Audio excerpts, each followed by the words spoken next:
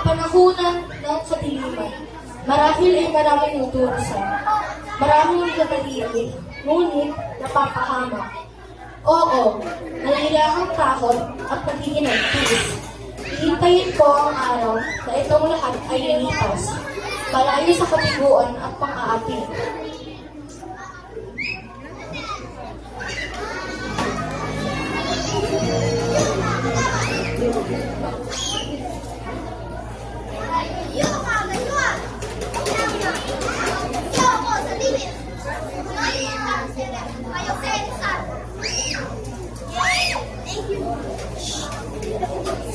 Sa kabilang banda ay noroon si Ibarra. Sa isang sulok at malalim ang iniisip, naalala niya ang mga pangalan ng kanyang mapayapang ama.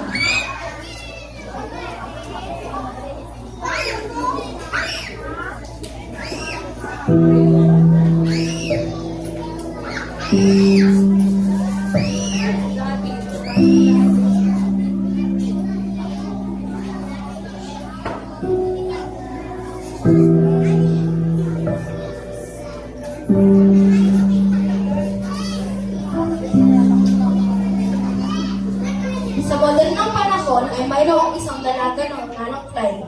Siya ay mag-aaral na mahilig maglakbay at manaliksik tungkol sa mga pangyayari at bagay na anak noon.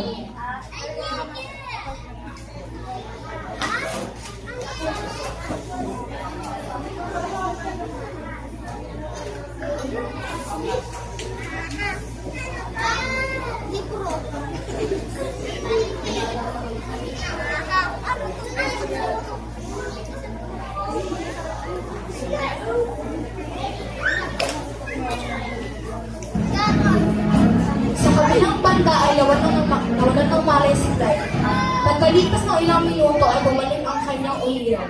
Wala siyang kamalay-malay na napunta na pala siya sa panahon ng mga Kastila, kung saan laganang kasakiman, poot at pagdurusa ng mga Pilipino.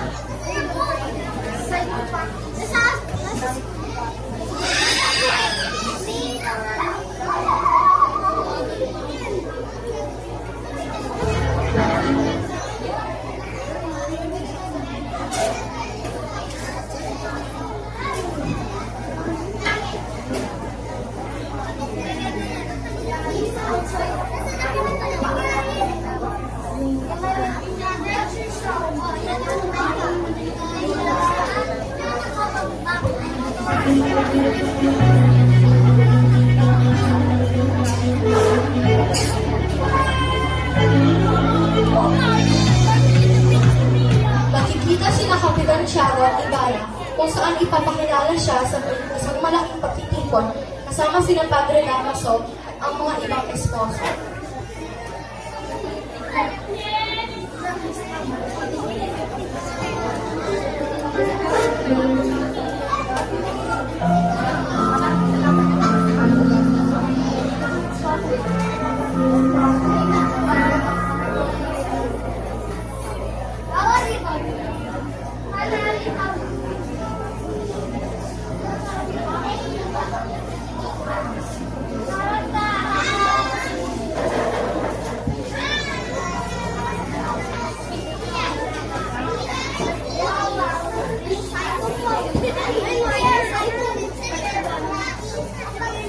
Guys, may pakilala sa inyo.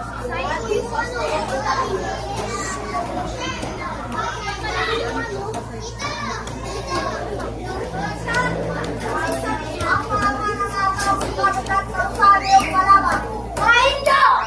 Huwag na anak. Ngayon, hindi ko tayo tulutay.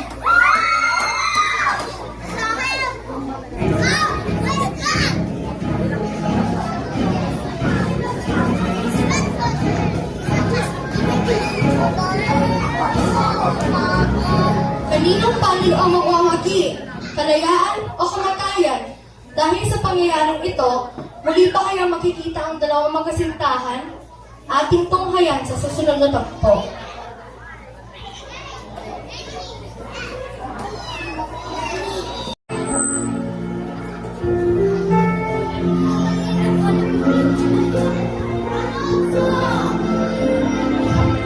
Lagi mo ba ako naaalala?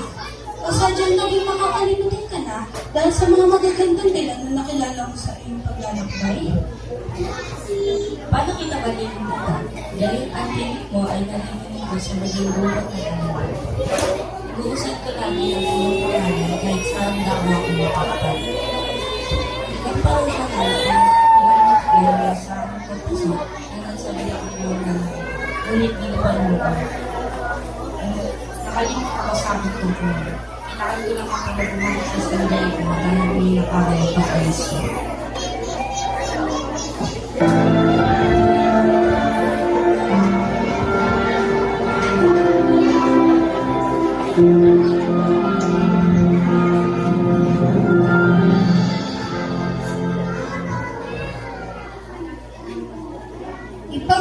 Ipagkakasundo si Maria Clara kay Linares na pamangkin ni Don Tiburcio at Doña Victorina. Ngunit may mga puso na kahit kailan ay hindi mapaghihiwalay ninyo.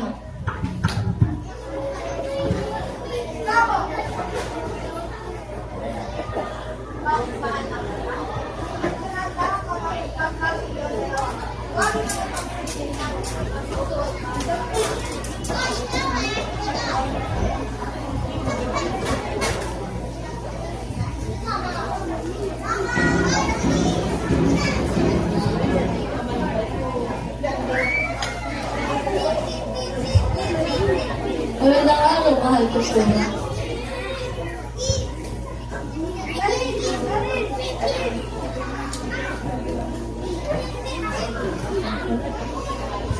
Ano po mahal ko? Magandang araw, mahal ko sila.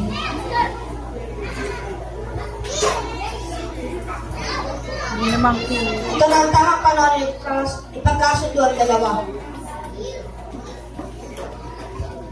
Masusunod, mahal na kurang. Ngayon din ay aming paghahandaan. Ngunit mahal na ko, meron na po akong iniibig. Sundin mo ang aking nais. Paalam, mahal na kurang, sapagkat kami ang gagawin pa.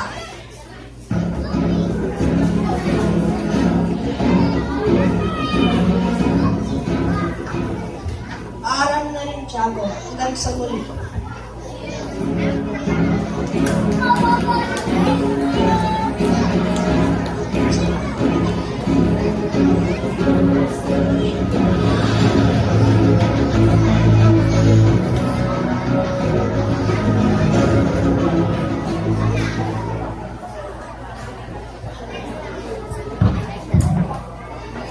Sa kabilang dako ay nagpunta ang magkapatid na si Crispin at Basilio sa kanilang ina na si Sisa upang magtungo sa simbahan.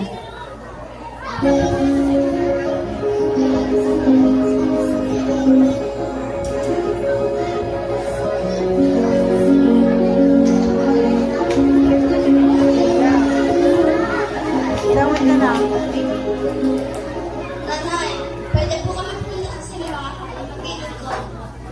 Sige, anak. Nay, sasama po ako kay Basilio at maglingkod sa mahal na. Sige mga anak, dalangin ko ang kaligtasan niyo.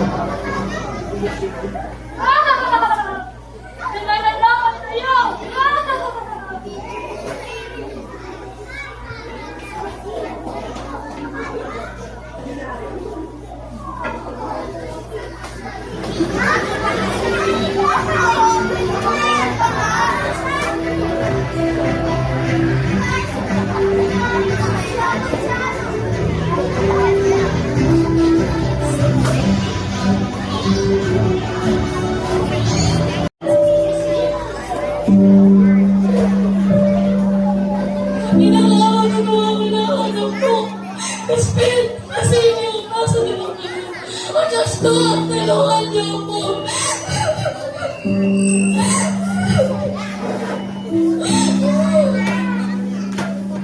Bakit ano ba anak ko? Crispin! Baso niyo! Asan ba kayo? Inukas na anak ko! Crispin! Baso niyo! Nakita mo ba? Inukas na anak ko!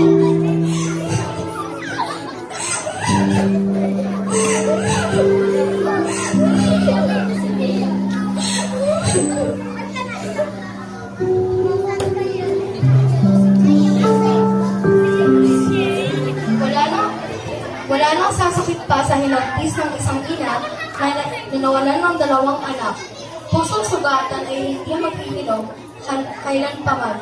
Kailan makakamit ang hustisya para sa kanyang dalawang anak.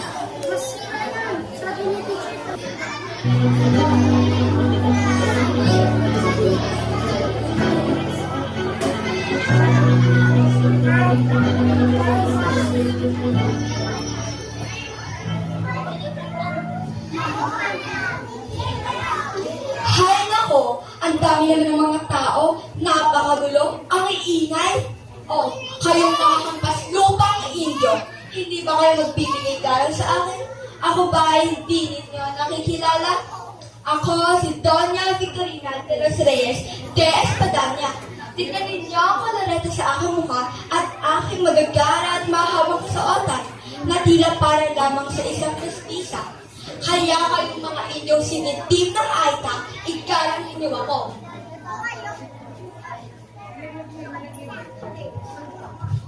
Hay nako mga Indio, tabi dahil dadaan ang pinakamaganda sa balat ng lupa. At sino nagsabi na mas maganda si Maria Clara? Ano ito? Ba't hindi kayo nagbibigay galang? Ako ba ay hindi niya nakikilala? Tingnan niyo ang Diyos ang kagandahan at umagara kong pasukotan. Doña Consolacion, Lamusa de las Guardias Civiles de la Esposa de Alferez. Sa wikang Pilipino, Doña Consolacion, ang mosa ng Guardia Civil at ang asawa ng Alferez. Pwede, ang papangit at nagdudugo sa mga natumataan dito, mga puwet ng manok. Nasaan na ba ang aking mga katulong? Aba, nariyan pala kayo. Paumanhin, hindi ko kayo nakita. Hindi man lamang kayo magsalita. Mga Guardia Civil, sino ang kumakanta?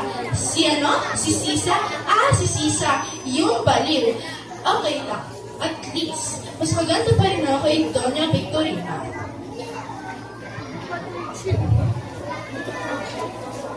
Hindi yung totoo. Ikaw nga eh, magkara yung kasuotan mo. Pero mukha ka pa rin labandera.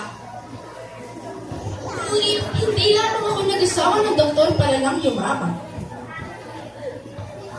Bakit ikaw? Di ba nag-asawa ka rin ng isang Alvarez para yumaman? Hindi!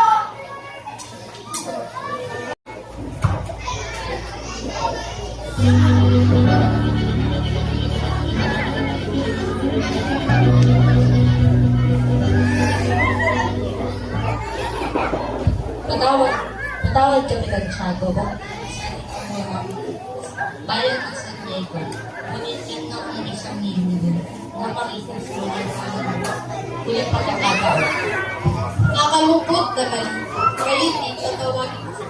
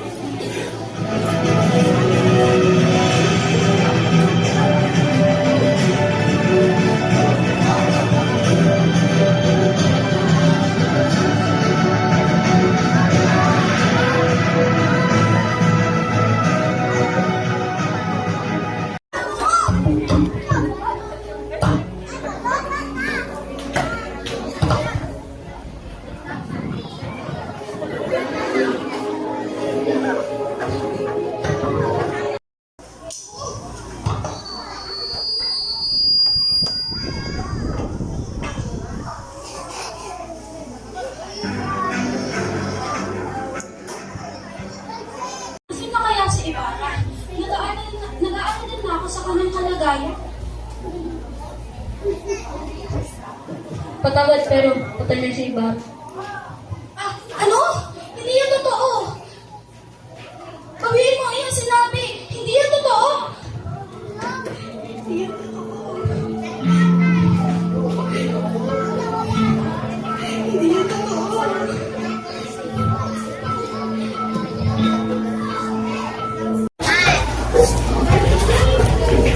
Magbago man ang lahat, ang magbuhay na sila ay hindi ka ay hindi rin na pinagbabago. Ikaw at ikaw pa ay mapipiliin sa araw-araw.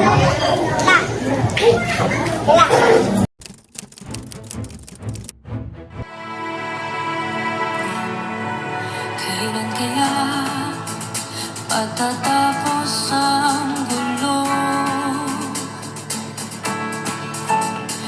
Kasalukuyan ko ay nakakalito. Umaasang malalampasan ko rin ito. Panoorin nyo balang araw, humanda kayo. Lalayo mula sa mundong aking ginagalawan. Pupunta ako sa mga